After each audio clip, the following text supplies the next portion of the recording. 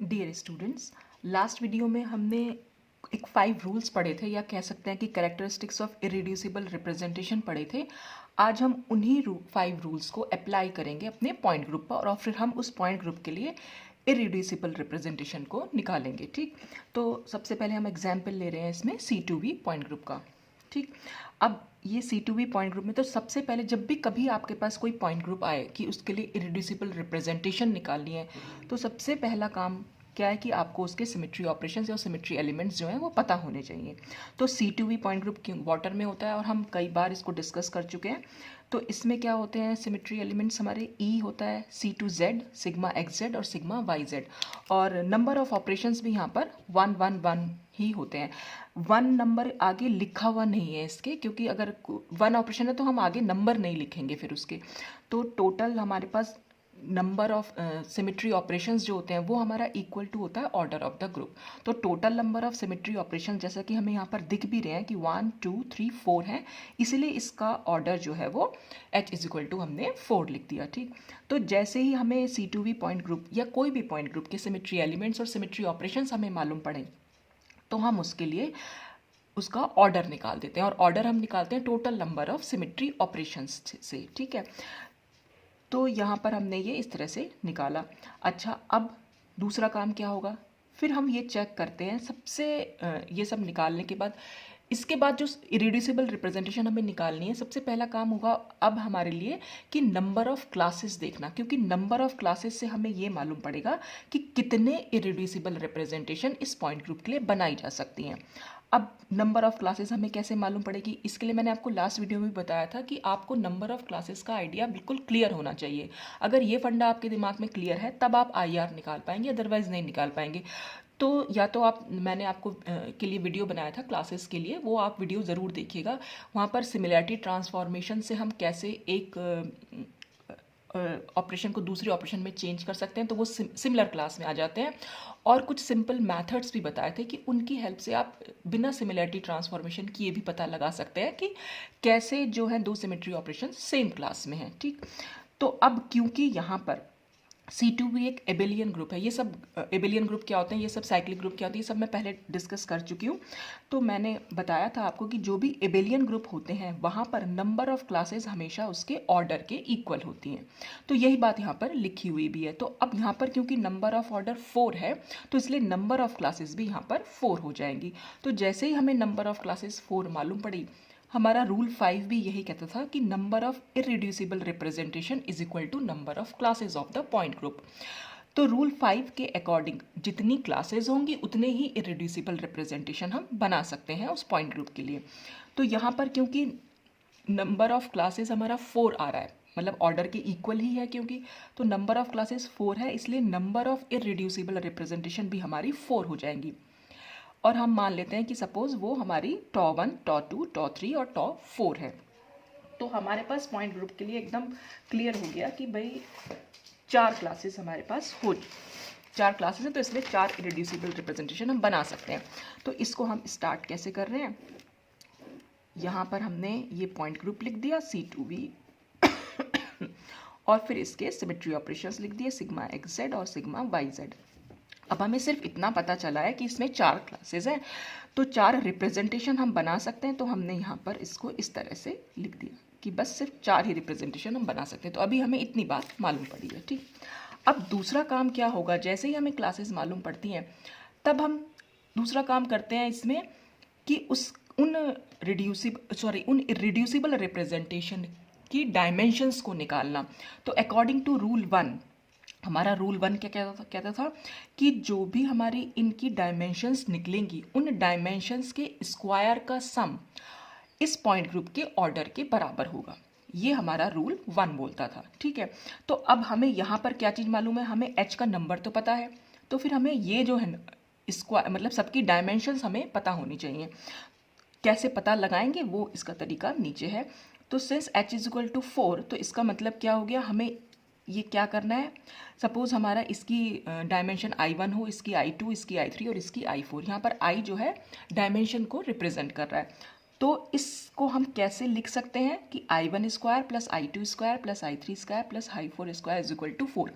ये आपके पास आना चाहिए। तो इस इक्वेशन की हेल्प से हम जो है डायमेंशंस का पता लगाएंगे। तो अब हमें यहाँ पर क्या करना है, एक हिट एंड ट्रायल मेथड है, हमें सिर्फ वो यूज़ करना है कि अपनी मर्जी से यहाँ पर कोई कोई नंबर लिख देना है और उस नंबर के स्क्वायर का सम जो है वो 4 होना चाहिए। तो ये बहुत सिंपल सी बात है कि अगर हमें यहाँ पर डायमेंशंस निकालनी है तो हम क्या कर सकते हैं, इन चारों की जगह अगर हम 1 लिख दें, I1 is equal to I2, ये I3 I4 का नंबर अगर हम 1 लिख दें तो 1 square 1 square 1 is equal to 4 आ सकता है आराम से। अच्छा, यहाँ पर एक बात और भी हो सकती है, कोई बोले कि भाई हम -1 लिख दें, क्योंकि -1 का स्क्वायर करेंगे तब भी 1 ही आ जाएगा। लेकिन यहाँ आपको एक चीज़ ध्यान रखनी है डायमेंशंस के केसेस में, कि डायमेंशंस जो हैं कभी भी ना तो आप 0 लिखेंगे ना -1 लिखेंगे। माइनस में तो डायमेंशन हो नहीं लिखनी है, ठीक है। तो ना तो -1 और ना 0, ये कुछ नहीं होना चाहिए, कोई भी पॉजिटिव नंबर होना चाहिए वहाँ पर। डायमेंशंस कभी भी नेगेटिव या 0 नहीं हो सकती हैं, क्योंकि तो इसलिए हमने यहाँ पर हिट एंड ट्रायल मेथड के थ्रू पता लगा लिया कि ये जो हमारा नंबर आ रहा है वो 1 है। और नंबर 1 आने का मतलब है ये जितनी भी डायमेंशंस हमारी हैं वो सब की सब 1 डायमेंशनल है। दस all the IRs that is ये ऑफ C2V इज 1 डायमेंशनल। तो यहाँ से इस नंबर से हमें ये मालूम पड़ा कि जो सारी IR हैं वो सब 1 डायमेंशनल्स हैं, ठीक है। तो ये आप इसका स्क्रीनशॉट यहाँ पर ले सकते हैं। तो सबसे पहला काम आपने इसमें करना है कि भाई C2V जो भी पॉइंट ग्रुप है आपने सिमेट्री ऑपरेशंस लिखे, total number of symmetry operation से ऑर्डर निकाला, फिर आप इसमें जो है रूल 5 अप्लाई करेंगे। सबसे पहले rule 5, number of classes equal to number of irreducible representation. जैसे ही आपको नंबर ऑफ इरेड्यूसिबल रिप्रेजेंटेशन मालूम पड़ा, फिर आप इसमें रूल 1 अप्लाई करेंगे, यानी कि उसके बाद आपने डायमेंशंस निकालनी है। और डायमेंशंस में हमेशा hit and trial method he use करना है, बस इतना ध्यान रखना है।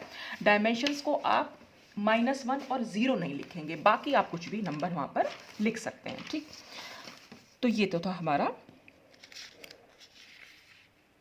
डायमेंशंस का निकालने का तरीका। अच्छा, अब जब हम इसी बात को हम देखिए कैसे लिख सकते हैं। Since all the IRs are 1 dimensional, the character under E class for all of them will be +1। क्यों? क्योंकि हमारा जितनी भी IRs निकली हैं हमारी सब 1 डायमेंशनल है, तो हम जो करेक्टर लिखेंगे अंडर E वो सब के सब +1 हो जाएंगे। क्योंकि हमारा फर्स्ट रूल क्या था, चाहे तो आप फर्स्ट रूल को ऐसे लिख, मैंने आपको बताया था ना दोनों तरीके से, कि जो E का कैरेक्टर होता है एक्चुअल में वो उस रिप्रेजेंटेशन के डायमेंशन के इक्वल होता है। तो डायमेंशन हमें जब मालूम पड़ गई है कि सारी की सारी 1 डायमेंशन है और E के अंडर जो भी कैरेक्टर लिखे जाएंगे वो डायमेंशंस को ही रिप्रेजेंट कर रहे हैं, तो इसलिए जो भी हमने यहाँ पर इतना हमें मालूम पड़ गया था, तो हमें जो वो 1 नंबर लिखना है, जो 4 हमारे 1 1 1 आए थे, तो उनको हमें E के अंडर लिखना होगा, तो हमने वो E के अंडर लिख दिया, ठीक है। तो इस तरह से हमने यहाँ पर इसको क्लियर कर दिया। तो हमें अब इतना पोर्शन हमें मालूम पड़ गया। अब हमारा दूसरा काम क्या होगा, दूसरा काम होगा हमें जैसे ये वाली रिप्रेजेंटेशन में इस वाले नंबर्स का पता लगा। नंबर मतलब कैरेक्टर्स का, ये जितने भी लिखे हैं यहाँ पर कैरेक्टर्स लिखे जाते हैं, तो ये कैरेक्टर्स का पता लगाना है। तो हमें E के अंडर का कैरेक्टर तो मालूम पड़ गया है फर्स्ट रिप्रेजेंटेशन में, लेकिन बाकी तीनों का अगर हमें पता लगाना है तो हम क्या करेंगे, तो हम रूल 2 लगाएंगे।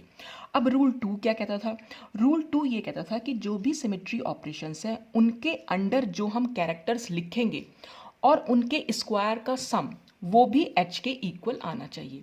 एक तो ये था कि इसके अंडर जो भी हम कैरेक्टर लिख रहे हैं उसके स्क्वायर का सम, और एक जो हम यहाँ लिखेंगे या हम यहाँ नंबर्स लिखेंगे या यहाँ कैरेक्टर्स लिखेंगे, उन सब के कैरेक्टर्स के स्क्वायर का सम भी H के इक्वल होना चाहिए। तो अब हम फिर से देखते हैं, hence the characters of symmetry operations in any one irreducible representation will be either equal to +1 और -1। दैट इज ये, इसका कहने का क्या मतलब है, जो भी हम 1 डायमेंशनल, देखो हम किसी भी एक इरेड्यूसिबल रिप्रेजेंटेशन में क्या कर सकते हैं, अगर हम या तो हम +1 लिखें या -1 लिख दें, ठीक। कैसे? क्योंकि अगर हमें क्या करना है, हमें तो इन जो भी नंबर्स हैं या कैरेक्टर्स हैं उनका स्क्वायर का सम देखना है। तो जैसे हमने पहले किया था, स्क्वायर का सम हमारा 4 के इक्वल आ रहा था, तो ऐसे ही हम यहाँ पर आप -1 या +1 कुछ भी लिख सकते हैं। सिर्फ यहाँ पर आपको ध्यान रखना है कि आपको -1 यूज़ नहीं करना है। यहाँ पर आप कुछ भी यूज़ कर सकते हैं, आप -1 भी यूज़ कर सकते हैं। तो हो भी सकता है कि भाई हम सपोज़ मैं ये बोलूँ कि हमने यहाँ -1, ये भी -1, ये भी -1 कर दें तो हम इसका स्क्वायर करेंगे तो भी 1 मिलेगा, इसका स्क्वायर करेंगे तो भी 1 मिलेगा, क्योंकि अगर हमारा ये -1 है तो, और ये भी -1 है तो भी स्क्वायर का करेंगे तो 1 मिलेगा, और यहाँ पर भी -1 का स्क्वायर हमें 1 मिलेगा। तो ये भी हो सकता है कि हम तीनों को -1 लिख दें, ठीक है। लेकिन हमें कोई भी एक इरेड्यूसिबल रिप्रेजेंटेशन में हमें अपनी मर्जी से आप +1 भी लिख सकते हैं, -1 भी। तो सपोज हमने इसको +1 लिख दिया, ठीक है। हमने यहाँ +1 लिखा, मान लिया इसको, तो let one of the representation has x, जो भी काई r है, = +1 है। तो ये हमने अपनी मर्जी से माना। आप -1 भी मान के चल सकते थे, लेकिन हम क्यों नहीं मान रहे हैं अभी हम इसके आगे डिटेल में इसको पढ़ेंगे, ठीक है।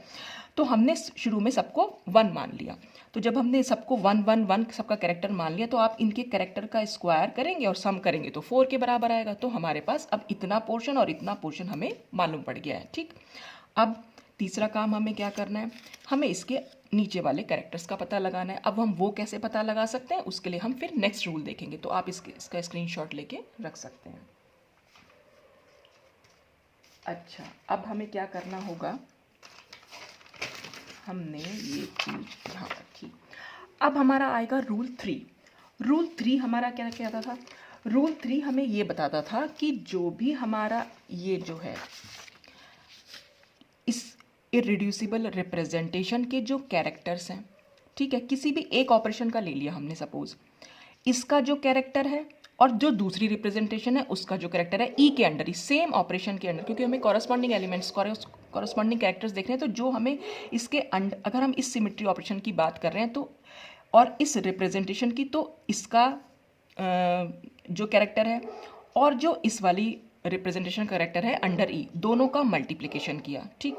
फिर हम यहाँ पहुँचे, यहाँ पर हमने इसका और फिर .2, सपोज हम अपनी मर्जी से इसको A B C कुछ भी मान सकते हैं, तो इसका और इसका मल्टीप्लिकेशन किया। फिर हम इसका और इसका मल्टीप्लिकेशन करेंगे और इसका और इसका मल्टीप्लिकेशन करेंगे, और जो भी हमारा इनका प्रोडक्ट आएगा उनको हम प्लस कर देंगे।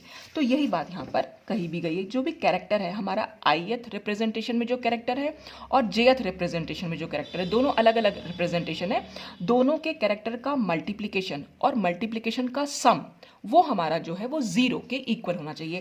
यानी इसको हम ऐसे भी कह सकते हैं कि टॉ1 और टॉ2 जो है वो दोनों एक दूसरे के लिए ऑर्थोगोनल होनी चाहिए। ऑर्थोगोनल में दोनों का मल्टीप्लिकेशन का सम जो आएगा सिमेट्री ऑपरेशंस के कैरेक्टर का, वो हमेशा 0 होता है। तो 0 अगर आ रहा है तो वो हम बोलते हैं कि टॉ1 और टॉ2 जो है ऑर्थोगोनल है। टॉ2 टॉ3 टॉ4 ये सब कुछ, चाहे टॉ1 टॉ4, कोई भी दो IR जो होती हैं वो नेचर में ऑर्थोगोनल होती हैं। जब हम इसके लिए कैरेक्टर टेबल जब हम बनाते हैं, वो हमारा रूल 3 बोलता था, ठीक है।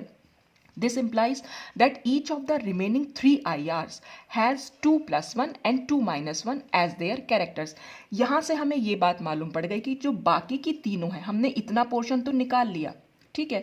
तो जो बाकी की तीनों होंगी उनमें हमें या तो कोई 2 को +1 करना है या किसी 2 को -1 करना है। हम तीनों को -1 नहीं कर सकते हैं। क्यों नहीं कर सकते हैं हम तीनों को -1? क्योंकि साइड बाय साइड हमें ये वाला रूल भी फॉलो करना है कि भाई इनके जो स्क्वायर का सम है वो हमारा 4 के इक्वल आना चाहिए। तो इसीलिए हम, जब मैंने पिछली बार बताया कि हम तीनों को +1 या तीनों को -1 भी लिख सकते थे, तो हम तीनों को -1 क्यों नहीं लिख पा रहे थे? उसका रीज़न यही है कि जब हम इनके स्क्वायर का सम करेंगे तो क्या हो जाएगा, वो जो होगा हमारा इसके जो यहाँ पर वो आएगी, मतलब कैरेक्टर का जो इसको आएगा, सॉरी जो ऑर्डर आएगा एक्चुअली, वो ऑर्डर जो है हमारा 4 के इक्वल तो आ जाएगा।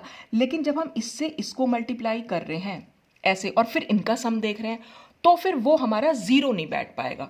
तो अगर हमारा वो 0 नहीं बैठ पाएगा तो इसलिए हमने यहाँ पर तीनों को -1 नहीं किया। तीनों में से अगर हम 2 को -1 कर रहे हैं तो हमारा ये रूल भी सेटिस्फाई हो रहा है और हमारा ये रूल भी सेटिस्फाई हो रहा है, ठीक है। चाहे तो आप इसको करके देखते हैं। हम क्या करेंगे, अब हमने यहाँ पर रिप्रेजेंटेशन निकाली, पहले तो ये निकाल ही चुके थे और अब हमें ये मालूम पड़ गया कि 2 तो कोई -1 लिखनी ही लिखनी है। तो सपोज अभी हमने इतना ही निकाला है, तो हम क्या कर रहे हैं, एक तो ये वाला रूल तो हमारा फॉलो हो रहा है कि जब हम यहाँ से यहाँ जा रहे हैं और इनके स्क्वायर का सम कर रहे हैं तो =4 तो आ रहा है, ये तो सही है। लेकिन जब हम ये वाला रूल फॉलो करें, यानी कि हम क्या कर रहे हैं, 1 × 1 इस ई के लिए, ठीक है, प्लस फिर 1 × 1 तो 1 × 1, फिर इसको प्लस करेंगे 1 इंटू -1 और फिर इनको प्लस 1 इंटू -1। तो देखिए आंसर क्या है, ये 1 है, फिर ये 1 है, प्लस, अब ये प्लस क्या हो जाएगा, ये क्योंकि 1 इंटू 1 ये तो हो जाएगा हमारा -1 और 1 इंटू -1 तो ये भी हमारा हो जाएगा -1। ठीक है, तो +1 ये हमारा आंसर क्या हो जाएगा 0, +1 से -1, +1 से -1 हमारा कैंसिल हो गया, तो 0 आया आंसर। अब अगर मैं ये कह रही हूँ कि हम तीनों को -1 रख लेते, यहाँ पर हम -1 लिख लेते सपोज, तो हम क्या लिखते, 1 इंटू 1 तो ये ऐसा ही रहता, हम इसको -1 लिख रहे हैं तो ये -1 और इंटू 1 हो जाता, फिर प्लस ये भी हमारा -1 इंटू -1 होता, फिर ये भी हमारा -1 इंटू -1 होता। अब देखिए ये आंसर 1 हो गया। अब यहाँ -1 और 1 को अगर हम मल्टीप्लाई करेंगे तो आंसर हमारा -1 आएगा। ठीक, अच्छा फिर हम इसको देख रहे हैं, ये -1 और -1 तो हमारा +1 हो जाएगा, तो हमने +1 किया, ये -1 ये -1 हमारा +1 हो जाएगा। ठीक है, तो अब क्या आंसर आ जाएगा हमारे पास, 3 तो +1 हो जाएंगे और एक हमारा -1 बचेगा, तो आंसर क्या होगा, ये +1 ये -1, आंसर आ गया हमारा 2।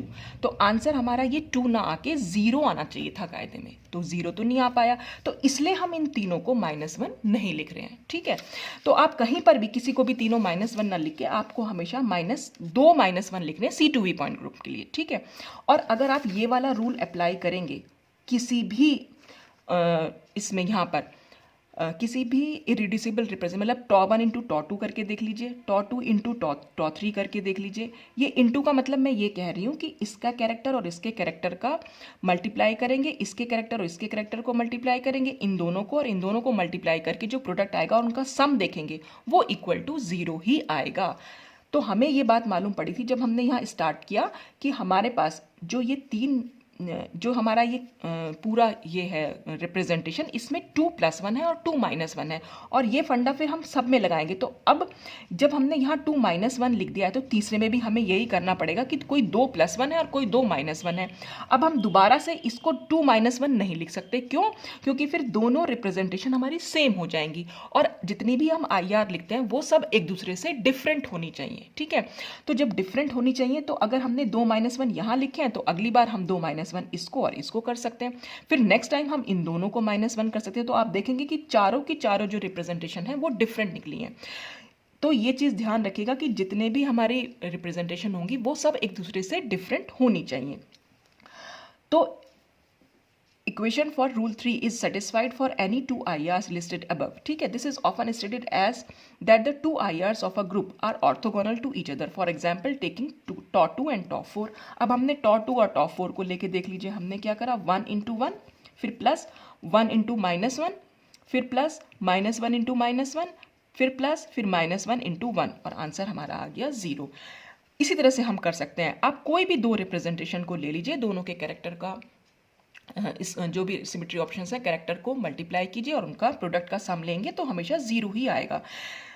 इसी से हमें ये बात मालूम पड़ती है कि जो हमने IR बनाई है इनके लिए वो बिल्कुल करेक्ट बनाई है। ठीक है, कभी कभी ऐसा हो जाए कि आपको ऑलरेडी कुछ बना हुआ यहाँ पर मिले, कैरेक्टर टेबल आपको दे रखी हो और आपसे पूछे कि क्या ये सही डिजिट्स लिखी है, मतलब सही कैरेक्टर्स लिखे हैं कि नहीं, तो जितने भी रूल्स ये हैं GOT के वो सब आप वहाँ पर अप्लाई करके देखिएगा और फिर जब आप अप्लाई करेंगे तो आपको मालूम पड़ेगा वो सारे रूल्स अगर फॉलो हो रहे होंगे तो वो IR बिल्कुल सही होंगी, अदरवाइज वो गलत होंगी।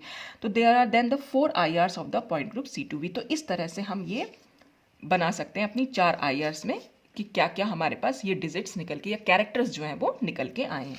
ठीक, अब नेक्स्ट एग्जाम्पल हम लेंगे इसमें C3V पॉइंट ग्रुप का, तो ये आप इसका स्क्रीनशॉट लेके रख सकते हैं। अब हम आते हैं C3V पॉइंट ग्रुप पे। तो C3V पॉइंट ग्रुप है तो हमें सबसे पहले वहाँ पर सिमेट्री एलिमेंट्स पता होना चाहिए, कौन से सिमेट्री एलिमेंट्स हैं और फिर उनके सिमेट्री ऑपरेशंस। तो देखिए E का सिमेट्री ऑपरेशन मैंने आपको बताया था जितना उसका हमेशा नंबर 1 ही होता है। ठीक है, यहाँ पर जैसे अमोनिया, C3V किस में प्रेजेंट होता है, अमोनिया में। देखिए यहाँ पर है अमोनिया, एक बार मैं फिर से आपको बता देती हूँ। अमोनिया को जब हम यहाँ बनाएंगे, वैसे तो पिरामिडल होता है पर जब हम यहाँ पर बना रहे हैं तो इसको इस तरह से बना सकते हैं इसमें। तो ये H1 लिख लें, H2 और H3। तो अब अगर हमें सिमेट्री एलिमेंट देखा तो E तो सब में प्रेजेंट होता ही है, और मैंने आपको एक चीज़ बताई थी कि अगर यहाँ पर बेस ट्रायंगल बन के आ रहा है तो वहाँ पर C3 भी प्रेजेंट होगी। तो एक यहाँ पर C3 प्रेजेंट है, ठीक है। और फिर सिग्मा प्रेजेंट है इसमें। सिग्मा कैसे है कि अगर हम यहाँ पर एक प्लेन लगा देंगे तो H2 और H3 एक दूसरे को जो है रिफ्लेक्ट करेंगे और ये H1 और N जो है वो कट हो जाते हैं आपस में। एक सिग्मा वी ऐसे भी है और एक सिग्मा वी ऐसे है, तो कुल मिलाकर यहाँ पर 3 सिग्मा वी है। तो हम इनको सिग्मा V1, सिग्मा V2 और चाहे सिग्मा V3 लिख सकते हैं या सिग्मा V प्राइम से शो कर सकते हैं, सिंगल प्राइम, डबल प्राइम और ट्रिपल प्राइम। ठीक है। अच्छा, ये तो हमें ये मालूम पड़ गए कि हमारे पास इतने सिमेट्री एलिमेंट्स जो हैं यहाँ पर प्रेजेंट हैं। अब नंबर ऑफ ऑपरेशंस कैसे निकालेंगे? नंबर ऑफ ऑपरेशंस मैंने बताया था, ई के लिए हम हमेशा नंबर ऑफ ऑपरेशन 1 लिखते हैं, सी एन के लिए नंबर ऑफ ऑपरेशंस हमेशा n-1 होते हैं। तो यहाँ पर n का नंबर है 3, तो 3 - 1 = 2। तो यहाँ पर C3 के लिए हमारे पास 2 ऑपरेशंस जो है नंबर ऑफ ऑपरेशंस होंगे, और वो नंबर ऑफ ऑपरेशंस होंगे क्या? C3 1 और C3 2। एक्चुअल में क्या होगा, C3 को हम कब तक लिखते हैं ये सब मैंने डिटेल में आपको बता चुकी हूँ, पर एक बार मैं फिर से बता रही हूँ। जैसे ही आपके पास C3 दिखाई दे, या तो आप ये फॉर्मूला लगा लीजिए, नहीं तो आपको C3 दिखाई दे या कोई भी CN दिखाई दे, तो आपने क्या करना है, बस उसको, जैसे C3 के केस में हम C3 1 लिख रहे हैं, C3 2 और C3 3 लिखते हैं। पूरा यहाँ पर जाना है, जो नंबर यहाँ लिखा है वही नंबर आपका यहाँ पर होना चाहिए। यानी अगर CN है तो आपने CN के लिए क्या लिखना है, CN1, CN2, CN3, फिर ऐसे चलते चले जाएंगे और CNN तक पहुंचना होता है। और क्योंकि CNN हमेशा E के बराबर होती है, तो ये E तो हम ऑलरेडी लिख चुके होते हैं ग्रुप में, इसलिए हम इस C3 को नहीं लिखते हैं। और इसीलिए नंबर ऑफ ऑपरेशन देखने में तो लग रहे हैं 3 है भी, लेकिन क्योंकि C3 हम ऑलरेडी लिख चुके हैं, इसलिए नंबर ऑफ ऑपरेशन यहाँ पर 2 बचते हैं। और इसीलिए यहाँ पर ये रूल निकल के आता है, ये फॉर्मूला निकल के आता है कि CN के लिए हमेशा n-1 ऑपरेशन पॉसिबल है। तो हमने जब टोटल नंबर ऑफ ऑपरेशन दिखाने हैं यहाँ पर, तो इसलिए हमने इसको खोल के लिख लिया कि 2C3 ना लिख के हम C3 1 और C3 2 दिखा रहे हैं, और बाकी के जो तीनों सिग्मा भी हैं वो हमने यहाँ पर लिख लिए। तो अब हमें टोटल नंबर ऑफ ऑपरेशंस जब हमें काउंट करने होते हैं, तो हम यहाँ पर 1, ये 2, ये 3, 4, 5 और 6, तो टोटल नंबर ऑफ ऑपरेशंस हमारे 6 हैं, इसलिए ऑर्डर ऑफ द ग्रुप भी यहाँ पर 6 निकल के आ गया। अब हमें देखनी है क्लासेस। क्लासेस के लिए हमें पता होना चाहिए कि क्लासेस निकालने का फंडा, ठीक, यानी कि सिमिलैरिटी ट्रांसफॉर्मेशन। तो C3 1 और C3 2 आपस में मतलब ट्रांसफॉर्म हो सकते हैं थ्रू E। ये सब मैंने सिमिलैरिटी ट्रांसफॉर्मेशन में आपको समझाया भी था, ठीक है। ऐसे सिग्मा V डैश में, sigma V dash sigma V double dash में और sigma V double dash sigma V में, तो यानी सब एक दूसरे में ट्रांसफॉर्म हो सकते हैं। तो जब ये तीनों एक दूसरे में ट्रांसफॉर्म हो सकते हैं तो ये तीनों सेम क्लास में होंगे। ये दोनों भी एक दूसरे में ट्रांसफॉर्म हो सकते हैं, इसलिए ये भी सेम क्लास में होंगे। तो एक तो सिमिलैरिटी ट्रांसफॉर्मेशन से हम पता लगा सकते हैं। दूसरा, मैंने जो मेथड्स बताए थे उसमें क्या बताया था, एक कि अगर कहीं पर भी CN प्रेजेंट है और उस पॉइंट ग्रुप में सिग्मा V भी प्रेजेंट है, तो जो भी यहाँ पर CN प्रेजेंट होगी और जो इसका इन्वर्स होगा, वो दोनों जो होते हैं सेम क्लास में होते हैं। और इन्वर्स हम कैसे पता लगाते हैं, देखिए ये C3 1 और C3 2 ये दोनों एक दूसरे के इन्वर्स हैं। कैसे हमें मालूम पड़ा, क्योंकि जो भी इन्वर्स होते हैं उनका प्रोडक्ट हमेशा E के बराबर आता है। तो अगर हम इनका प्रोडक्ट निकालेंगे तो C33 आएगा, और C33 हमेशा E के इक्वल होता है। तो हमें यहाँ से इन्वर्स भी मालूम पड़ गया, ठीक है। अच्छा, तो जो इन्वर्स में है तो इसलिए वो सेम क्लास में है, जो सेम क्लास में है इसलिए हम यहाँ पर C3 1 C3 2 ना लिख के इसको 2C3 लिख सकते हैं। तो इससे हमें यहाँ पर क्लास मालूम पड़ जाएगी कि दोनों C3 जो हैं वो सेम क्लास में है। ऐसे हम 3 सिग्मा V को अलग अलग ना लिखकर हम 3 सिग्मा V लिख सकते हैं। तो जो ये नंबर हमने लिखा हुआ है ये बता रहा है कि जो ये ऑपरेशन है वो 2 हैं एक्चुअल में, लेकिन दोनों ऑपरेशन जो हैं वो सेम क्लास में हैं।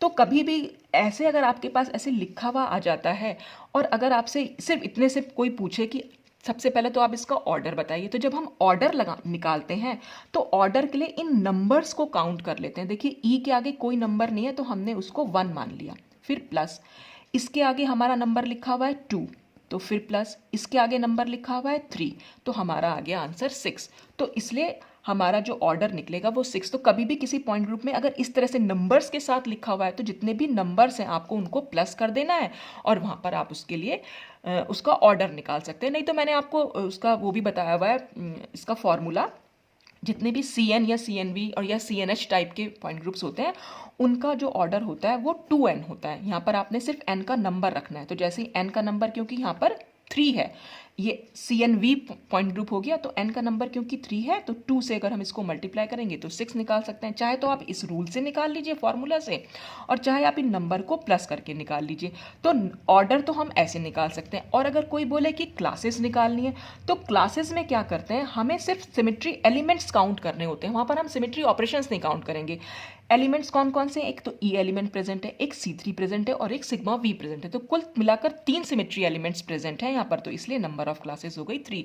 यानी कहने का मतलब ये हुआ कि क्लासेस जब हम काउंट करेंगे तो हम इन नंबर्स को काउंट नहीं करेंगे, हम नंबर्स छोड़ के जो भी हमारे सिमेट्री एलिमेंट्स लिखे हुए हैं, तो C3 एलिमेंट लिखा हुआ है, सिग्मा V है और ये E है, ठीक है। तो इस तरह से हमारा ये हम सिमेट्री एलिमेंट्स का नंबर काउंट करके क्लासेस को बता सकते हैं। और हमने ये 3 सिग्मा V क्योंकि ये तीनों सिग्मा V जो होते हैं वो सिमिलर होते हैं। तो जो भी सिमिलर ऑपरेशंस होंगे वो सब हमेशा सेम क्लास में आते हैं। और सिमिलर कैसे हैं, क्योंकि अगर हमारा ये था NH3, हमने यहाँ पर एक सिग्मा V रखा, सिग्मा V ने क्या करा, नाइट्रोजन और हाइड्रोजन को कट किया जो यहाँ पर थी, और इन दोनों हाइड्रोजन को रिफ्लेक्ट कर दिया। ऐसे यहाँ पर भी एक नाइट्रोजन और एक हाइड्रोजन कट हुआ और 2 हाइड्रोजन जो है वो रिफ्लेक्ट हुए। ऐसे ये सिग्मा V था। तो क्योंकि तीनों सिग्मा V सेम टाइप के हैं, सिमिलर हैं, इसलिए हमने इनको 3 सिग्मा V रखा। और दूसरा हम ये भी देख सकते हैं क्योंकि यहाँ पर जो है वो सिमिलैरिटी ट्रांसफॉर्मेशन से हम एक दूसरे में ये ट्रांसफॉर्म हो सकते हैं, इसलिए भी ये सेम क्लास में आएंगे। तो जो सेम क्लास में है, बस हमने उनका नंबर काउंट किया कितने हैं वो सेम क्लास में, वो नंबर हमने लिखा और 3 सिग्मा V हमने इसको इस तरह से दिखा दिया। तो हमें क्लासेस मालूम होनी चाहिए और ऑर्डर ऑफ द ग्रुप। जैसे ही हमें क्लासेस का पता चलता है, हमारे पास इरेड्यूसिबल रिप्रेजेंटेशन का नंबर भी आ जाता है। तो यहाँ पर क्योंकि नंबर ऑफ क्लासेस हैं 3, तो अब हम इसको स्टेप वाइज करेंगे। तो सबसे पहले स्टेप में हमें ये मालूम पड़ गया कि नंबर ऑफ इरेड्यूसिबल रिप्रेजेंटेशन भी हमारी 3 है, और लेट्स से दे आर टॉ1, टॉ2 और टॉ3 हो गई, ठीक है। अब आता है स्टेप 2। स्टेप 1 में हमने क्लासेस निकाल ली और इरेड्यूसिबल रिप्रेजेंटेशन निकाला। स्टेप 2 में हमें डायमेंशंस निकालनी है। डायमेंशंस हमने सपोज मान ली इसकी I1 है, इसकी I2 है और इसकी I3 है। तो I1, I2, I3 हो गई। और हमें किस तरह से करना है हमें, क्योंकि हमें फर्स्ट रूल जो हमारा रूल था वो क्या कहता था कि डायमेंशंस के स्क्वायर का सम पॉइंट ग्रुप के ऑर्डर के इक्वल होता है। तो हमने I1 square, I2 square, I3 square का सम किया और इज इक्वल टू 6 लिखा। अब हमें इन नंबर्स का पता लगाना है कि ये कैरेक्टर्स हमारे क्या होने चाहिए। तो वही हिट एंड ट्रायल मेथड लगाएंगे, और हिट एंड ट्रायल मेथड से हमने लगाया। देखिए अगर हम 1 स्क्वायर 1 स्क्वायर 1 स्क्वायर करेंगे तो आंसर आ जाएगा 3, तो हमारा 1 1 तो हो नहीं सकता। तो हम किसी एक को 2 कर देंगे। जब जैसे ही हमने किसी एक को 2 किया तो हमारा आंसर जो है वो 6 आ गया। तो इसका मतलब इससे हमें क्या मालूम पड़ा कि 2 रिप्रेजेंटेशंस तो हमारी 1 डायमेंशन है। जो भी यहाँ नंबर होता है उतने डायमेंशन की वो रिप्रेजेंटेशन होती है। तो यानी 2 IR तो हमारी 1D है, यानी 1 डायमेंशन है, और एक IR हमारी 2 डायमेंशन है। तो यही मैंने इसमें लिखा हुआ है, this point group has 2 1 dimensional tau and टॉ2 and 1 2 dimensional IRs। 2 हमारी 1 डायमेंशन है और एक हमारी 2 डायमेंशन है, ठीक है। Therefore the characters of tau and tau under E will be +1 और एंड ईच है एंड टॉ3 +2। यानी कि जब हम अब इसका वो बनाएंगे कैरेक्टर टेबल, तो वहाँ पर क्या होगा, E के अंडर हमें क्या लिखना है, 1 लिखना है, 1 लिखना है और 2 लिखना है। यानी हमने ये लिखा E, ये पॉइंट ग्रुप बना, मतलब जब हम लिख रहे हैं 2C3 और 3 सिग्मा V, इस तरह से हम लिख रहे हैं। ये हमें टॉ1, टॉ2 और टॉ3 मालूम पड़ी, और हमें मालूम पड़ा ये 1 है, ये 1 है, ये 2 है, ठीक है। ये हमने इस तरह से लिख दिया। अच्छा, E के अंडर लिखना होता है आपने, तो E के अंडर लिख दिया। अब हमें क्या पता लगाना है, अब हमें पता लगाना होता है कि हमारे पास ये वाले नंबर्स, कि ये वाले नंबर यानी ये वाले कैरेक्टर्स। तो ये वाले कैरेक्टर्स का भी क्या फॉर्मूला था कि जो इसके अंडर, सपोज हमारे पास ये A है और ये हमारे पास B है, ठीक है। तो अब हम क्या करेंगे, इस 1 का स्क्वायर यानी इसके कैरेक्टर का स्क्वायर प्लस इसके कैरेक्टर का स्क्वायर और प्लस इसके कैरेक्टर का स्क्वायर। अब देखिए मैंने यहाँ पर A स्क्वायर B स्क्वायर लिखा है, लेकिन आप देखेंगे यहाँ पर जो है 2 सिमेट्री ऑपरेशंस इन्वॉल्व हैं, है ना, सेम क्लास में, लेकिन 2 सिमेट्री ऑपरेशंस हैं। और 2 सिमेट्री ऑपरेशंस हैं तो इसलिए हम दोनों के लिए यहाँ पर जो भी हमारा आएगा आंसर वो हमें दोनों के लिए लिखना पड़ेगा। तो दोनों के लिए लिखना है तो हम इसे 2A स्क्वायर लिखेंगे, और यहाँ पर क्योंकि 3 ऑपरेशंस इन्वॉल्व हैं तो हम 3 स्क्वायर्स लिखेंगे। 3 का 3 नंबर लिख के और जो भी हमारा आंसर आएगा उसका स्क्वायर कर देंगे हम यहाँ पर, ठीक है। हम यहाँ पर क्यों कर रहे हैं ऐसे, क्योंकि जो हमारा रूल 4 था वो ये बोलता था कि जितने भी हमारे सेम क्लास में होते हैं ऑपरेशंस, उनके जो कैरेक्टर होते हैं वो सेम होते हैं, तो इसलिए हमारा जो कैरेक्टर निकल के आएगा वो दोनों के लिए हमारा सेम निकल के आना चाहिए, ठीक। और इसका आंसर जो है वो 6 के इक्वल आना चाहिए। तो अब हमें इसे अपनी मर्जी से रखना है कि यहाँ पर मतलब वही हिट एंड ट्रायल मेथड लगाना है। तो हिट एंड ट्रायल मेथड लगाएंगे तो वहाँ पर क्या इसका आंसर हो जाएगा 1 प्लस, अब हमें 2 के आगे कोई ऐसा नंबर सोचना है, सपोज मैं 1 सोच रही हूँ उसको, ठीक है, और ये 3 1 सोच रहे हैं, ठीक, आंसर आएगा 6। 1 प्लस ये 2 हो जाएगा, ये प्लस 3 हो जाएगा, तो यहाँ पर आ गया 6 हमारा। तो इसका मतलब यहाँ जो कैरेक्टर होंगे वो 1 होगा और ये भी 1 होगा, क्योंकि हमारे मेथड से वो सही बैठ रहा है, ठीक है। अभी तो फिलहाल सही बैठ रहा है, फिर जब हम दूसरा टॉ1 इंटू टॉ2 करेंगे तब भी वो सही बैठना चाहिए, तो हम तब देख लेंगे। तो फिलहाल के लिए तो हमें ये पता चल गया कि ये भी 1 है, ये भी 1 है। तो इस 1 का ये मतलब है कि ये जो C3 1 और C3 2 जो इसमें इन्वॉल्व है, यानी दो क्लासेस जो इन्वॉल्व हैं, दोनों का कैरेक्टर जो है वो 1 है। और ये हमें रूल 4 से मालूम पड़ा था कि रूल 4 ये बोलता था कि जो भी ऑपरेशन सेम क्लास में होते हैं उनका कैरेक्टर भी सेम होता है। तो इसीलिए हमने यहाँ पर सिर्फ बार बार हम 2 बार 1 1 लिखते, उससे अच्छा है कि हमने यहाँ पर एक बार 1 लिख दिया, और वो एक 1 जो ये बता रहा है कि इन दोनों के लिए वो 1 है। तो जब क्योंकि दोनों के लिए 1 है इसलिए हमने यहाँ पर 2 से इसको मल्टीप्लाई किया। तो आप एक चीज़ देखिएगा, क्योंकि वाटर के केस में जब हमने C2 भी निकाला था पॉइंट ग्रुप, वहाँ पर कोई नंबर नहीं लिखा था, वो तो 1 ही था। तो 1 से आप किसी भी चीज़ को मल्टीप्लाई करेंगे सेम नंबर आपको मिलेगा। तो जब भी कभी क्लासेस का नंबर लिखा हुआ हो, तो जब आपको इसको इनका स्क्वायर का सम देखना है ऑर्डर के बराबर, तो जो भी हम जहाँ पर क्लास लिखी हुई होगी उस क्लास को भी हम जरूर उससे मल्टीप्लाई करेंगे, यानी जो कैरेक्टर हम यहाँ लिखने जा रहे हैं उससे उस क्लास को जरूर मल्टीप्लाई करना है। तो हमने इसीलिए यहाँ पर 2 और इसीलिए इसके आगे 3 लिख दिया है, ठीक है। तो यहाँ से हमें ये मालूम पड़ा कि ये 1 1 1 आया, तो वो हमने यहाँ पर लिखा हुआ भी है। तो one of the IR will have +1 as the characters for each of 6 symmetry operation such that, क्योंकि हमें 6 सिमेट्री ऑपरेशन कुल मिलाकर तो हमारे पास 6 सिमेट्री ऑपरेशन है और सभी के लिए हमारे पास 1 1 1 आना चाहिए, आ रहा है क्योंकि, तो उसी से हमारा ऑर्डर जो है वो हमारा 6 भी निकल के आ रहा है। तो इसलिए हमने यहाँ पर इस तरह से लिख दिया इसको। तो हमारा स्टेप 3 से हमें ये मालूम पड़ गया। अब हमारे पास आता है स्टेप 4, और स्टेप 4 बहुत इजी। हमें क्या करना है, बस इसका स्क्वायर मतलब इसको इससे मल्टीप्लाई करना है, इसको इससे मल्टीप्लाई करना है और इसको इससे। यहाँ पर जो डिजिट नहीं लिखी है उसको हम अपनी मर्जी से x या y मान सकते हैं, ठीक है, मल्टीप्लाई करना है, और उनका जो प्रोडक्ट है वो 0 आना चाहिए, क्योंकि ये दोनों ऑर्थोगोनल होनी चाहिए, ठीक। और अब की बार भी हम यही करेंगे। जो ये नंबर है, जब हम इसके देखिए अब आगे बता देती हूँ इसमें क्या है। टॉ1 टॉ 2 कर रहे हैं, हमने क्या करा है, काई1 क्या है, इस टॉ1 का कैरेक्टर, ठीक है, ई के अंडर। तो ई के अंडर ये कैरेक्टर लिखा, और फिर टॉ2 जो ई के अंडर कैरेक्टर है वो हमने काई2 से दिखा दिया, इन दोनों को मल्टीप्लाई कर दिया, प्लस यहाँ पर काई1 C3 के लिए और काई2 इस टॉ2 के लिए, ठीक है, इन दोनों को मल्टीप्लाई किया। और अब की बार हमने इस नंबर से भी यानी क्लास से भी मल्टीप्लाई किया। तो क्लास से हम क्यों मल्टीप्लाई करें वो मैंने आपको बताया कि जो भी सिमेट्री ऑपरेशंस हैं अंडर सेम क्लास, क्योंकि उनके कैरेक्टर तो सेम ही होते हैं, तो इसलिए हमने यहाँ पर क्लास से मल्टीप्लाई करना भी ज़रूरी है। तो जिसके आगे भी अगर कोई डिजिट, यहाँ पर हमने क्यों नहीं किया, क्योंकि नंबर 1 तो है, एक ही ऑपरेशन है, एक ही क्लास है, तो इसलिए हमने यहाँ पर 1 से, आप चाहे तो 1 भी यहाँ लिख सकते हैं पर यहाँ लिखने की ज़रूरत नहीं होती। तो जो भी यहाँ पर नंबर लिखा है उस नंबर से आपको हमेशा यहाँ मल्टीप्लाई ज़रूर करना है, ये ज़रूर ध्यान रखिएगा, ठीक है। फिर हम क्या करेंगे, यहाँ पर 3 लिखा हुआ है, 3 लिखा हमने और इसको इससे मल्टीप्लाई करा, यानी काई1 को काई2 से मल्टीप्लाई करा फॉर सिग्मा v। तो काई1 और काई2 को मल्टीप्लाई और आंसर आएगा 0, ठीक। कैसे अगर आए तो वो हमें नंबर चूज करने हैं अपने आप से। तो हमारा ये तो हमें पता चल गया कि 1 और 1 ये तो हमें पहले से ही मालूम है, तो 1 और 1 लिखा, प्लस 2 इंटू, यहाँ पर भी आपको hit and trial method he use करना है। दूसरी चीज़, हमें एक चीज़ और भी चीज़ यहाँ पर आप ध्यान रखेंगे कि जो भी हमारी, ये मैंने यहाँ लिखा हुआ भी है कि 1 dimensional IRs can not have 0 in their character set. आपको इतना ध्यान रखना है, जो भी हमारी 1 डायमेंशनल होंगी IR, उसमें जो कैरेक्टर्स आएंगे वो -1 या +1 तो आ सकते हैं, लेकिन 0 आपको नहीं लिखना है, ये ध्यान रखिएगा बस इसमें।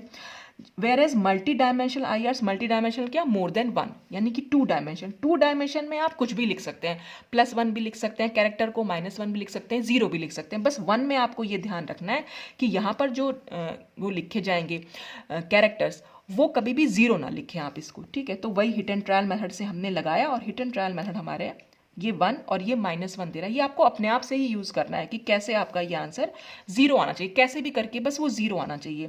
तो ये हमारा 0 आ गया, हमने ये फंडा लगाया। अब आप इसको चाहे तो चेक भी करके, चेक हम लास्ट में करके देखेंगे तीनों को, ठीक है। अब हमारे पास ये दोनों निकल के आ गए। तो जब ये दोनों निकल के आ गए, अब हमारे पास तीसरा बचा। तीसरे में हमें ये कैरेक्टर और ये कैरेक्टर हमें निकालना है। तो अब हम इसको कैसे निकाल सकते हैं, इसके लिए भी हम यही रूल यूज़ करेंगे, ठीक है। अब हमें इसमें क्या करना है, the value of X and Y can be determined by taking the cross product of ये टॉ1 एंड टॉ3 एंड टॉ2 एंड टॉ3। ठीक, हमने क्या करा है इसमें, पहले टॉ1 और टॉ3 को, वही कैरेक्टर्स को मल्टीप्लाई किया और उनका प्रोडक्ट देखा है, ठीक है। कैरेक्टर्स को हमने मल्टीप्लाई किया, वही हमने जो हमारा रूल था वही रूल को हमने यहाँ पर अप्लाई किया है। तो यहाँ पर हमने काई1 और काई3, अब देखिए यहाँ पर क्या था हमारा, ये है, ये इसको मैं ऐसे रख दे रही हूँ, ठीक। काई1 हमारा 1 है और काई3 हमारा 1 है। तो हमने टॉ1 और टॉ3 लिए हैं, हमने टॉ1 और टॉ3 लिए हैं। तो अब की बार हम काई1 तो ये लिखेंगे और काई3 के लिए हम 2 लगाएंगे, तो 1 × 2 लिखेंगे, ठीक है। हम क्या कर रहे हैं, इसको इससे मल्टीप्लाई कर रहे हैं। तो इससे इसको मल्टीप्लाई करने का मतलब क्या है, 1 × 2, 1 × x, 1 × y, और इन सबको प्लस कर देना है। और जब हम इसको 1 × x लिखेंगे तो उसके आगे 2 से मल्टीप्लाई ज़रूर करेंगे, और जब हम 1 × y करेंगे तो उससे पहले हम 3 ज़रूर लिखेंगे। तो जो भी नंबर यहाँ लिख, वही हमने यहाँ करा हुआ भी है। तो 1 × 2 हमने यहाँ लिख दिया, फिर हमारा 2 × 1 × x, फिर प्लस किया 3 × 1 × y। तो यही हमने यहाँ पर लिखा हुआ है, क्योंकि हमें दोनों के कैरेक्टर को जो है मल्टीप्लाई करना है, और साथ में ये नंबर को भी इनमें जहाँ पर ये है इनसे इनको भी मल्टीप्लाई करना है। तो वो मैंने यहाँ पर लिख दिया है इसको। तो अब हम इस इक्वेशन को जब हम सॉल्व करेंगे तो हमारा क्या आ जाएगा, 2 × 1 हमारा 2 आ जाएगा। इसको 2 को अगर हम x से तो 2x आ जाएगा, और 3 को जब हम y से तो 3y आ जाएगा। तो हमारी इक्वेशन बन जाएगी 2 + 2x + 3y = 0 आएगा, ठीक है। और अब फिर हमने क्या करेंगे, उस +2 को हम यहाँ पर ले गए। देखिए इसको भी मैं थोड़ा सा ऐसे करके बता देती हूँ कि हमारा जो इक्वेशन बनी वो इक्वेशन कुछ ऐसे बनी। ये बना 2 + 2x + 3y = 0 आया। तो हम इसको ऐसे तो लिख सकते हैं 2x 3y = -2। तो बस वही हमने यहाँ पर किया हुआ है, ठीक। तो ये इक्वेशन हमारी 1 बन के आ गई। ऐसे ही अब हम क्या कर रहे हैं, टॉ2 और टॉ3 को मल्टीप्लाई कर रहे हैं, यानी कि टॉ2 और टॉ3 को मल्टीप्लाई करेंगे तो क्या हम क्या लिखेंगे, 1 × 2 + 2 × 1 × x + 3 × -1 × y = 0। तो हमने ये यहाँ पर यही लिखा है, 1 × 2, 2 × 1 × x, 3 × -1 × y। मतलब जो भी हम मल्टीप्लाई कर रहे हैं, जिन भी इरेड्यूसिबल रिप्रेजेंटेशन को, बस उनके कैरेक्टर को मल्टीप्लाई करना है। और अगर यहाँ पर कोई नंबर लिखा हुआ है तो उससे भी आपको उस पर्टिकुलर कैरेक्टर को जो है मल्टीप्लाई करना है, ठीक। तो हमारा यहाँ पर इस तरह से जब हम इसको सॉल्व करेंगे तो 2x - 3y = -2 आएगा, ठीक। तो हमारे पास ये 2 इक्वेशंस आ गई। अब इन 2 इक्वेशन को अगर हम सॉल्व कर रहे हैं तो सॉल्व कैसे कर सकते हैं, हमने क्या करा, ये दोनों को अगर हम प्लस करें, आप दोनों को माइनस भी कर सकते हैं, दोनों को प्लस कर सकते हैं। दोनों को अगर हम प्लस करें तो 2x + 2x = 4x हो जाएगा, प्लस 3y से -3y कैंसिल हो जाएगा, और ये -2 - 2 -4 हो जाएगा। तो x की वैल्यू यहाँ से क्या निकल के आएगी, -1। तो जब x की वैल्यू -1 आएगी, किसी भी एक इक्वेशन में आप उस x की वैल्यू को रखिए और वहाँ से आप y की वैल्यू निकाल लीजिए। तो y की वैल्यू हमारी इस तरह से सॉल्व करके 0 आई। तो वही हमने x की वैल्यू रख दी और y की वैल्यू रख दी। तो हमारे पास ये पूरे इरेड्यूसिबल रिप्रेजेंटेशन निकल के आ गई। तो हमें क्या चीज़ अब हमें चेक भी कर सकते हैं, आप इसको इससे मल्टीप्लाई, इसको इससे मल्टीप्लाई करके देखें। देखिए मैं करके देख सकते हैं, इसको इससे मल्टीप्लाई करेंगे। अब मैं टॉ1 × टॉ2 कर रही हूँ, तो 1 × 1, फिर प्लस इसको इससे मल्टीप्लाई करेंगे, साथ ही साथ इस नंबर से भी मल्टीप्लाई करेंगे। तो 2 × 1 × 1 प्लस, फिर 3 लिखेंगे, 3 × 1 × -1, 1 × -1, और = 0 होना चाहिए। तो इसका आंसर 1 होगा, ये 2 होगा, और यहाँ पर आपका -3 हो जाएगा। तो ये आंसर आ जाएगा 0। ऐसे ही आप टॉ2 और टॉ3 को भी यूज़ करके देख सकते हैं। 1 × 2, 2 × 1 × -1, 3 × -1 × 0। तो ये पूरी टर्म तो वैसे भी 0 हो जाने वाली है, बस इनका आंसर भी आपका 0 ही आएगा, ठीक। दूसरी चीज़ हमें क्या चेक करनी, हमें ये भी चेक करना है कि इनका स्क्वायर का भी जो सम है वो ऑर्डर के इक्वल आ रहा है कि नहीं। तो पहले तो हम चेक कर ही चुके थे, अब हम दूसरे को एक बार और चेक कर लेते हैं। तो हम कैसे चेक करेंगे, इसके लिए हम क्या लिखेंगे, 1² प्लस, इसके लिए हम 1² तो लिखेंगे, लेकिन उससे पहले हम 2 से इसको मल्टीप्लाई भी करेंगे। फिर इसके लिए -1 का स्क्वायर तो करेंगे, लेकिन उससे पहले हम इसका नंबर भी लिखेंगे और हमारा आंसर 6 आना चाहिए। और देखें 6 आता है कि नहीं, 1 प्लस ये हो जाएगा 2 प्लस, और ये क्योंकि -1 का स्क्वायर है तो -1 का स्क्वायर तो +1 बन जाने वाला है, तो 3, ये आंसर हमारा 6 आ गया। ठीक, अब आप चाहे तो इनका भी स्क्वायर करके ऐसे देख सकते हैं। ये हम यहाँ पर करेंगे 2 का स्क्वायर प्लस -1 का स्क्वायर तो करना है, लेकिन साथ ही साथ हमें 2 को पहले लगाना है, प्लस 3 और फिर 0 थी तो 0 ही हो जाने वाला है, इसको तो लिखने की जरूरत ही नहीं है। तो ये 2 का स्क्वायर हो जाएगा 4, -1 का स्क्वायर करेंगे तो 1 ही आएगा, और ये हो गया 2 = 6। तो आपको क्रॉस चेक भी करना है एक बार आपने जब, क्योंकि आप hit and trial method use कर रहे हैं, हो सकता है आप इन दोनों का मल्टीप्लिकेशन तो 0 निकाल लें, लेकिन इस ऐसे ना निकल पाए, तो दोनों ही चीज़ें आपको चेक करनी जब आपकी फाइनल बन के आ जाए। तो आपने सिंपल, बहुत ईजी चीज़ है ये, आपने करना क्या है, बस सबसे पहला काम इसमें ये होता है कि सबसे पहले तो पॉइंट ग्रुप के आपको डिफरेंट जो भी आपके पास लिखे हुए आ रहे हैं वो सब आप लिख लीजिएगा। मतलब जितना भी आपके पास सबसे पहले आपने ऑर्डर निकाल लिया उसका, ऑर्डर के बाद आपको क्लासेस मालूम पड़ गई, ऑर्डर के बाद जैसे ही आपको क्लासेस मालूम पड़ती हैं आपने उसके इरिड्यूसिबल रिप्रेजेंटेशन बना लिए। तो और जैसे ही इरिड्यूसिबल रिप्रेजेंटेशन बना लेते हैं उसके बाद आपको डायमेंशंस का पता लगाना है। और डायमेंशंस का कैसे पता लगाना है कि ये इन सब के स्क्वायर का सम जो है वो ऑर्डर के बराबर होना चाहिए। तो जब आपको एक बार यहाँ पर, और एक चीज़ ध्यान रखनी है, यहाँ पर आपको कोई भी नेगेटिव या 0 नंबर नहीं लिखना है, आप उसके अलावा कुछ भी लिख सकते हैं। तो पहली चीज़ आपने ये ध्यान रखनी है कि ई के अंडर आपको कुछ भी नेगेटिव या 0 नहीं लिखना है। ठीक है, तो ये चीज़ हमें मालूम पड़ जाएगी। फिर दूसरी चीज़ हमें क्या करनी होती है, हमें यहाँ पर पता लगाना होता है कि ये नंबर, और ये नंबर लगाना सबसे आसान काम है।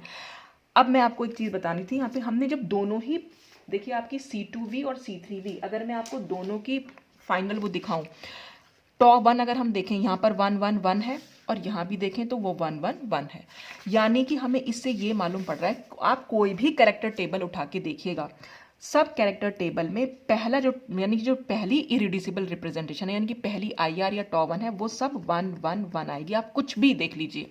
तो ये तो आप हमेशा याद रखिएगा, जैसे ही आपने ये लिखा, दूसरा काम जो करना होता है वो 1 1 1 1 लिखना होता है, सबको पॉजिटिव और +1 ही लिखा जाएगा। ठीक है, तो आपने यहाँ पर +1 लिख दिया। अच्छा, ये चीज़ तो आपको पता चल गई। जब आपको ये चीज़ मालूम पड़ जाएगी और ये नंबर मालूम पड़ जाएगा, तो फिर तो आप ये सब हिट एंड ट्रायल मेथड से और टॉप 1 × टॉप 2 से निकाल सकते हैं। फिर जब आपको ये मालूम पड़ जाएगा तो फिर आप ये भी, क्योंकि आपको पहली इरिड्यूसिबल रिप्रेजेंटेशन तो पता होती है, तो जब हम टॉप 3 निकालेंगे वो भी हम निकाल सकते हैं उसी मेथड से कि टॉप 1 × टॉप 3 कर लीजिए, और आंसर जो है आपका 0 के इक्वल आना चाहिए। फिर आपको टॉप 4 मालूम पड़ जाए, मालूम करने के लिए फिर टॉप 1 को टॉप 4 से, या आपको जब ये भी मालूम पड़ जाएगी तो टॉप 2 को टॉप 4 से फिर मल्टीप्लाई करके आप यहाँ पर देख सकते हैं कि आंसर आपका 0 यहाँ पर आना चाहिए। ठीक, तो एक चीज़ तो बस आपको ध्यान रखनी है कि यहाँ पर ई के अंडर आपको नेगेटिव या 0 नहीं लिखना है। दूसरी चीज़ आपने क्या करनी है, टॉप 1 को सबका 1 1 1 कर देना है। अच्छा, तीसरी चीज़ आपने क्या करनी है, एक चीज़ एक ध्यान रखिएगा, जब भी आपकी डायमेंशंस यहाँ पर 1 आएगी तो 1 के केस में आपने क्या करना है, मैंने आपको बताया यहाँ पर जो नंबर लिखेंगे उसमें कभी भी आपको 0 नहीं लिखना है। 1 डायमेंशन के केस में, मल्टी डायमेंशनल में आप कुछ भी लिख सकते हैं, लेकिन 1 डायमेंशनल में कभी भी आपको 0 नहीं लिखना है। तो ये 3 चीज़ें आप यहाँ पर ज़रूर ध्यान रखिएगा, और उसके बाद आपको इस वाले फॉर्मूले से आप कुछ भी निकाल सकते हैं। ठीक है, कोई भी पॉइंट ग्रुप के लिए इरिड्यूसिबल रिप्रेजेंटेशन तो बहुत सिंपल सा होता है, बस आपको पॉइंट ग्रुप का symmetry element, symmetry operations, order और क्लास मालूम होनी चाहिए। जब आपको क्लास मालूम पड़ जाती है तो बस डायमेंशंस निकालनी होती है, डायमेंशंस को नेगेटिव और 0 नहीं लिखना है। जब ये मालूम पड़ जाएगा तो आप इसको सिर्फ 1 1 1 1 लिखेंगे। ठीक है, और दूसरी चीज़ आपको ध्यान रखनी है कि जो भी आपकी 1 डायमेंशन आएंगी उनके आगे आपको कैरेक्टर कभी भी 0 नहीं लिखना है 1 डायमेंशन के लिए। ठीक है, बाकी के लिए तो आप लिख सकते हैं। और फिर बस आपको हिट एंड ट्रायल मेथड लगाना है, किसके लिए, टॉप 1 और टॉप 2 के लिए। और दूसरी चीज़ आपको, हाँ, एक और चीज़ आपको याद रखनी है, नंबर 4, कि जो भी नंबर ऑफ क्लासेज हैं, तो जिसके भी आगे लिखा हुआ है, जब आप कैरेक्टर को मल्टीप्लाई कर रहे हैं या कैरेक्टर का स्क्वायर कर रहे हैं तो इस क्लास से इसको ज़रूर मल्टीप्लाई कीजिएगा। यहाँ पर तो C2V में तो नहीं थी, लेकिन बाकी सब में जैसे C3V में निकली। तो जो भी कैरेक्टर का चाहे आप स्क्वायर कर रहे हैं इसका ऑर्डर निकालने के लिए, चाहे आप टॉप 1 × टॉप 2 कर रहे हैं, तो हमेशा इस नंबर, जो भी इसके आगे नंबर लिखा है उस नंबर से इनको ज़रूर मल्टीप्लाई कीजिएगा। तो ये चीज़ आपको यहाँ पर ध्यान रखनी है। तो आप कुछ पॉइंट ग्रुप के खुद से भी निकाल के देख सकते हैं, जैसे मैंने आपको मेथड बताया है, तो उस मेथड के बेस पर आप कुछ भी नहीं, वो आपको बस 5 रूल जो हैं वो याद होने चाहिए। 5 रूल अगर आपको एक बार याद है तो फिर आप किसी का भी पॉइंट ग्रुप का IR निकाल सकते हैं। तो आज के लिए तो बस इतना ही। Thanks for watching.